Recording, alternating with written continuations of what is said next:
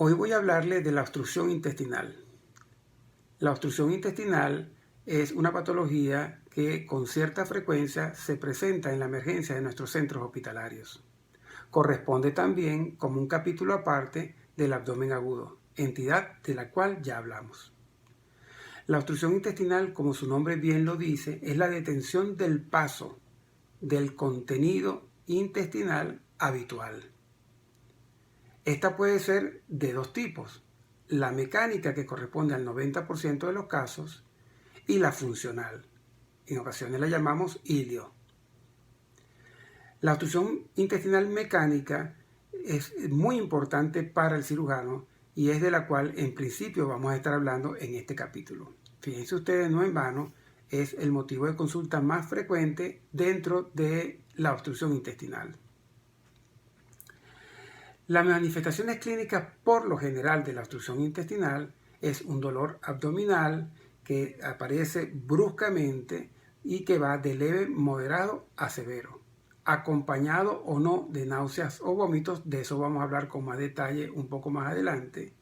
Distensión abdominal, constipación y obstipación. El paciente con obstrucción intestinal, cuando se presenta al centro hospitalario, manifiesta una serie de características que pudieran orientar al cirujano a la posible etiología. Por eso es que vamos a hablar un poco de la clasificación. La clasificación de la obstrucción intestinal vamos a hacer varias, una de acuerdo a su ubicación anatómica. Así que la que vamos a usar en principio va aquella que nos habla de la obstrucción intestinal alta y la obstrucción intestinal baja. Y el punto anatómico que la delimita es la válvula ileocecal. Todo por encima de la válvula ileocecal es una obstrucción intestinal alta, todo por debajo de la obstrucción intestinal, de la válvula ileocecal, es una obstrucción intestinal baja. Existe otra clasificación que vale la pena mencionar para que la tengan presente, que es en alta, media y baja. Y ella es porque aparece un elemento anatómico adicional que es el ángulo de Treitz. Por encima del ángulo de Treitz es una obstrucción intestinal alta. Entre el ángulo de Treitz y la válvula ileocecal es una obstrucción intestinal media, y la válvula ileocecal hasta el ano es una obstrucción intestinal baja. Sin embargo, como les venía diciendo, vamos a tratar de enfocarnos más en aquella en altas y bajas. Y particularidades como por ejemplo el vómito son fundamentales. Por ejemplo, el vómito va a ser solamente alimentario en la obstrucción intestinal alta. Puede ser alimentario y bilioso. Pero cuando ya este vómito empieza de alimentario, bilioso a intestinal, estamos hablando de una obstrucción intestinal alta, y de acuerdo a la otra clasificación, en donde incluimos el ángulo de Treitz, sería una obstrucción intestinal media. Pero esto sigue siendo una obstrucción intestinal alta, que puede tornarse el vómito hacia fecaloideo, también es cierto. Y por supuesto, la válvula ileocecal juega un papel fundamental, porque cuando la válvula es competente, por lo general las obstrucciones intestinales bajas no dan manifestaciones de vómito, sino una gran distensión abdominal tan importante que al tener una válvula competente, la válvula ileocecal competente, puede ocasionar una perforación del colon, en particular a nivel del ciego. Otra clasificación que es también importante desde el punto de vista semiológico es la obstrucción intestinal de acuerdo al grado de obstrucción de la luz, y esta puede ser total o parcial. Una obstrucción intestinal total es cuando haya ausencia no solamente de evacuaciones, con todas las demás características por supuesto de la obstrucción intestinal, sino además la ausencia de expulsión de flatos. Pero cuando hay ausencia de evacuaciones, pero hay expulsión de flatos todavía, esta se trata entonces de una obstrucción intestinal parcial. Existen también de acuerdo a su etiología, y la etiología puede estar condicionada, por ejemplo, porque haya una afectación de la pared intestinal. Veamos, por ejemplo, enfermedades inflamatorias, y esto ocasiona una estenosis, por ejemplo, o propiamente neoplásicas. Pero pueden también ser, digamos, como factor etiológico, y esto de acuerdo a la clasificación, en aquellas que son intrínsecas, que obstruyen la luz. Y estas pueden ser, por ejemplo, cuerpo extraño, bezoar, cálculo biliar y parasitarias. De las parasitarias, recuérdense ustedes los amebomas. Y de la biliar, recuerden ustedes el hilio biliar, cuyas manifestaciones radiológicas al examen físico son muy claras. La presencia del cálculo, que se puede ver cerca del 15 al 20% de una radiografía de abdomen simple, esto sobre todo cuando el cálculo tiene un alto componente cálcico. La presencia de neumobilia es también fundamental para esto. Y evidentemente las manifestaciones radiológicas típicas de la obstrucción intestinal a nivel de las asas intestinales. Y existe la obstrucción intestinal más frecuente, que son aquellas que son extrínsecas, bien sea porque hayan bridas o adherencias, porque haya hernias internas o hayan hernias externas, la presencia de tumores abdominales, la presencia de vólvulos o intussuscepción. Todas estas entidades nosológicas pudieran eventualmente presentar manifestaciones clínicas de una obstrucción intestinal. Ahora bien, adicional a este cuadro sindromático que hemos mencionado, ¿qué otros hallazgos podemos obtener nosotros en el paciente? Bueno, son pacientes que están deshidratados, taquicárdicos. Al examen físico, a la inspección, es importante evaluar si el paciente tiene cicatrices abdominales, bien sea traumáticas o posquirúrgicas, porque estos nos pueden orientar a la causa más frecuente de la obstrucción, como son las bridas y las adherencias. La presencia o no de hernias, las hernias externas, por ejemplo, hernias inguinales, hernias crurales, por supuesto complicadas, en este caso porque estén atascadas o porque estén estranguladas. La presencia de un abultamiento en la pared abdominal que sugiera, por ejemplo, una tumoración, un plastrón o lo que fuera. De manera que a la inspección, estos elementos nos pueden ayudar a establecer un posible diagnóstico etiológico de la obstrucción. A la ocultación, los ruidos hidroaéreos es fundamental. Vamos a observar que los ruidos hidroaéreos están aumentados en intensidad y frecuencia, hasta hacerse metálicos.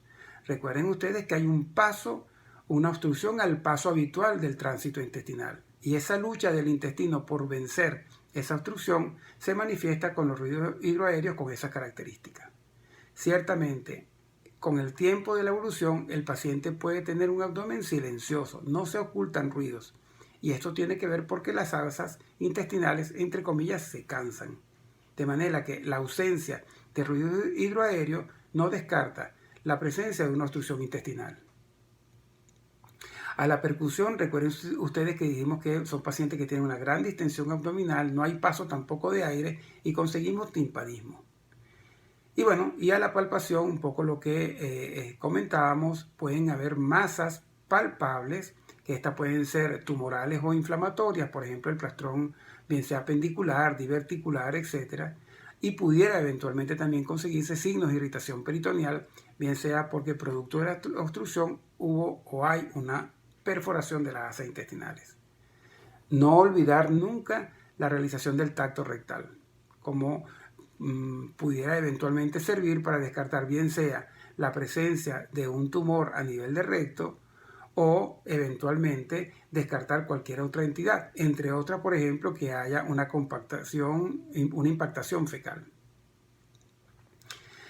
Los estudios paraclínicos fundamentales son el laboratorio y la radiografía de abdomen simple. Estos dos elementos nos van a ayudar muchísimo. En el laboratorio quizás uno lo que debe conseguir es una leve leucocitosis. Esta pudiera estar muy elevada y cuando están por encima de 15.000 glóbulos blancos debemos sospechar que pudiera haber algún factor de isquemia intestinal. Isquemia, por ejemplo, producto de una obstrucción intestinal por una brida, una adherencia que ocluye los vasos mesentéricos y en consecuencia se produce isquemia a nivel de la pared intestinal, o como en el capítulo que vimos en el abdomen agudo obstructivo, dentro de las generalidades del abdomen agudo, cuando se presenta la isquemia intestinal producto de una trombosis o un embolismo al mesenterio de las asas intestinales. De manera que la radiografía de abdomen juega también un papel muy importante. Es el estudio de elección, en principio, para todos estos pacientes con abdomen agudo obstructivo. ¿Y qué solemos ver? Solemos ver los niveles hidroaéreos, que pueden ser desde aquellos muy pequeños conocidos como granos de café, que es un signo precoz de la obstrucción intestinal, a aquellos que ya mencionamos en una oportunidad, como son imagen en pila de moneda, la presencia de válvulas conniventes que nos determina que se trata muy probablemente de asas delgadas, la distensión, o podemos ver una gran distensión del colon. Y vamos a identificar qué es el colon, de qué se trata el colon, porque vamos a ver las austras. Y en ese caso de la distensión del colon, podemos llegar inclusive a ver, por ejemplo, una distensión importante en asa que termina como en pico de pájaro del lado izquierdo, y esto nos puede sugerir que se trate de un vólvulo del sigmoide. Dentro de otros estudios que solemos recomendar para estos pacientes está el tránsito intestinal y la tomografía axial computarizada con contraste. El tránsito intestinal nos puede determinar el sitio de la obstrucción, delimita el sitio de la obstrucción al no continuar pasando el contenido que se le está administrando para hacer el estudio, pero además, pues de alguna manera nos permite tener una visualización más amplia de todo el abdomen. Sin embargo, un buen estudio, un estudio adecuado, si se cuenta con este medio, es la tomografía axial computarizada, que no solamente puede localizar la obstrucción intestinal, sino nos puede orientar, por ejemplo, en los casos de tumores intraabdominales. Algunos otros estudios recomendados, y vamos a ver un poco en el flujograma que yo les voy a establecer al final del capítulo, serían los estudios endoscópicos. Y estos estudios endoscópicos pueden ser superior o inferior. La endoscopia digestiva superior se justifica en aquellos pacientes en los cuales estoy sospechando, por ejemplo, un síndrome pilórico, o la obstrucción a nivel del duodeno o del píloro por un cuerpo extraño. La endoscopia digestiva inferior la sugiero, por supuesto, en aquellos pacientes que posterior al examen físico, una historia clínica adecuada, por supuesto, y una radiografía de abdomen donde se demuestra que hay aire en el colon y donde muy probablemente la obstrucción sea a nivel del colon, no se puede descartar la posibilidad de una lesión tumoral. En consecuencia, la colonoscopia puede ayudar al diagnóstico, no solamente a la visualización, sino además para la toma de la muestra. En algunos casos, por ejemplo en el vólvulo de sigmoide, la colonoscopia no solo juega un papel diagnóstico, sino en muchos casos terapéuticos.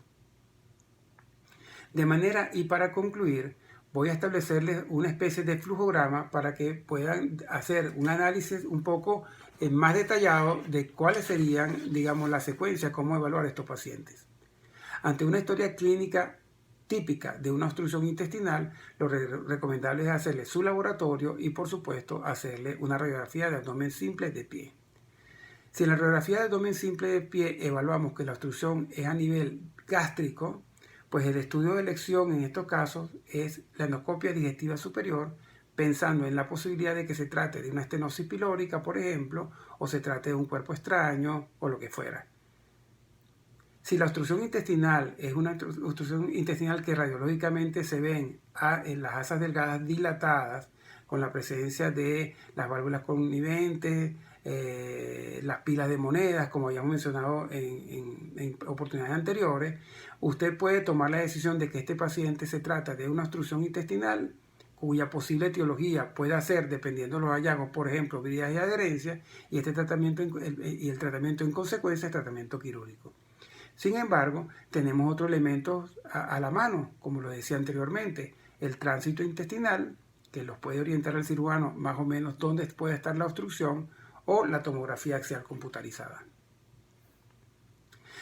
No olviden que cuando tenemos presencia de aire en el colon, una de las cosas que hay que considerar que la obstrucción intestinal entonces es baja. Y al tratarse de una obstrucción intestinal baja, es decir, que corresponde al colon, podríamos agarrarnos de la colonoscopia como un elemento diagnóstico y, por supuesto, en algunas ocasiones, como lo mencioné con el vólvulo, puede ser hasta terapéutico. La tomografía, evidentemente, también es un elemento importante para estos pacientes con obstrucción a nivel bajo, porque, por ejemplo, en los casos tumorales nos puede dar mayor información con relación a localización y extensión de la enfermedad. Todos los pacientes que tienen diagnóstico de una obstrucción intestinal, el tratamiento es quirúrgico. En consecuencia, la laparoscopia juega un papel fundamental para estos pacientes. Algunos comentarios o sugerencias. Paciente que va a ser sometido a una laparoscopia con el diagnóstico de una obstrucción intestinal, Lo ideal sería colocarle una sonda nasogástrica preoperatoria y aspirar el contenido lo más que se pueda de manera que tengan un campo operatorio mucho mejor para poder trabajar el cirujano más cómodo. Por laparoscopia, la mayoría de los casos de obstrucción intestinal pueden ser resueltos, no olvidando que en aquellos casos que no puedan ser resueltos, la laparoscopia o dejar de hacer la laparoscopia para convertirlo en una laparotomía no es un fracaso. Es simplemente que racionalmente se toma en consideración que es mayor la morbilidad y en consecuencia es preferible convertir a laparotomía. Bien, ya con esto terminamos el capítulo de obstrucción intestinal, no sin antes recordarles que pueden comunicarse conmigo ante cualquier duda o sugerencia a través de mi Instagram, @drhectorcantele, o mi correo electrónico drhcontele@yahoo.es.